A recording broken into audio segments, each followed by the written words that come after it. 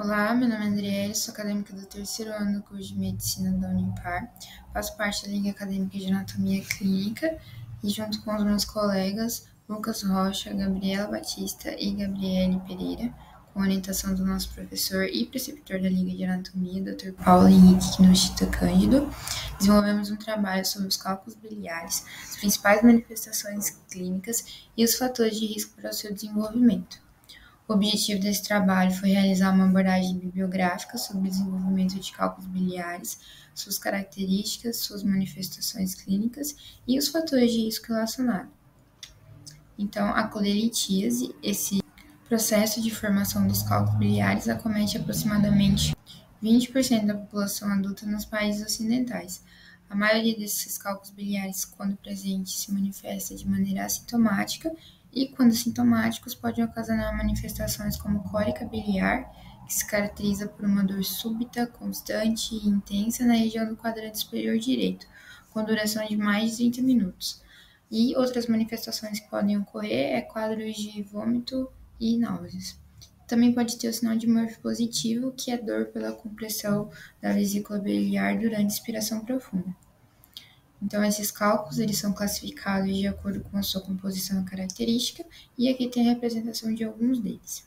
Os cálculos eles podem ser de colesterol, que são os mais comuns, e são ocasionados pela perturbação da homeostase do colesterol biliar, e eles estão representados ali na imagem A.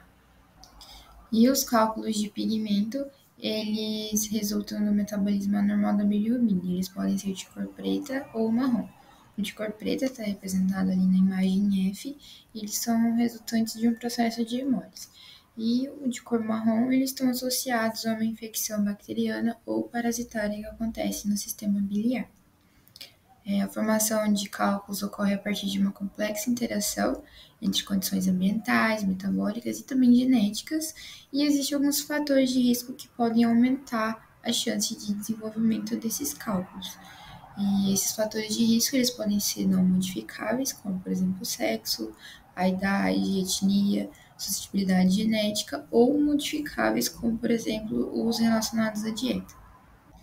Aqui tem uma tabela com esses principais fatores de risco, como a idade, conforme aumenta a idade, aumenta a prevalência, o sexo feminino, genética, tanto por história familiar como em algumas etnias, como nativos americanos.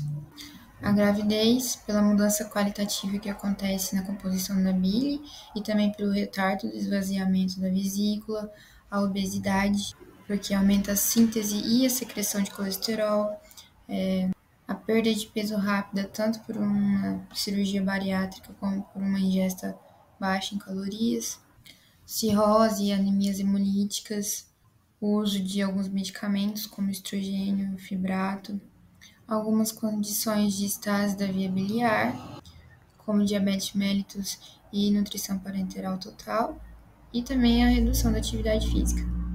E assim como tem esses fatores que aumentam o risco, tem fatores que podem contribuir para diminuir esse risco de formação dos cálculos biliares, como por exemplo a prática de exercício físico e os fatores dietéticos.